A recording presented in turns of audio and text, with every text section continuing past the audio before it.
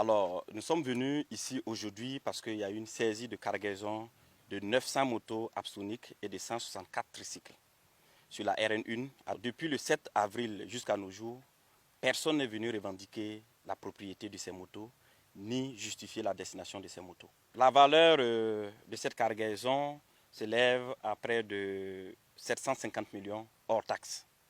Voilà, ça veut dire que si on ajoute les taxes de douane, etc., ça va aller au plus d'1 milliard. Voilà la valeur de ces marchandises-là. Alors pour cette saisie, nous avons voulu que les chauffeurs et le convoyeur aillent donner l'information aux propriétaires pour qu'ils reviennent, pour qu'on puisse identifier la destination réelle de ces marchandises.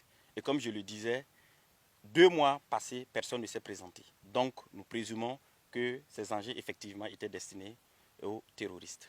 À l'instant T, ces motos seront confisquées et confiées à l'unité qui a procédé à la saisie de ces motos pour être employées par nos FDS et nos VDP sur le théâtre des opérations. C'est l'occasion pour moi également de lancer cet appel à tous les commerçants, à tous les acteurs économiques, que désormais la guerre contre le financement du terrorisme va prendre une autre ampleur en termes de rigueur, mais en termes également d'action concrète sur le terrain.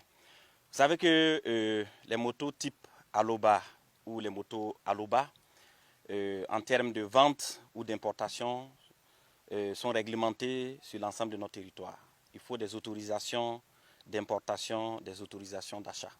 Et donc, au Burkina Faso, la vente et l'importation de ces motos sont bien encadrées.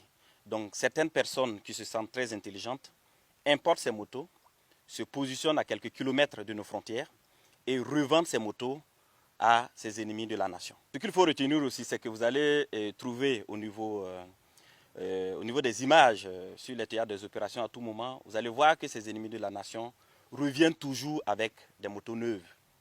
Posons-nous la bonne question. Où est-ce que ces gens trouvent ces motos? Où est-ce qu'ils trouvent ce carburant? Alors, instruction a été donnée par le chef de l'État de traquer désormais toute personne qui va se rendre complice ou auteur des faits du financement du terrorisme. Twi TV, la télé interactive.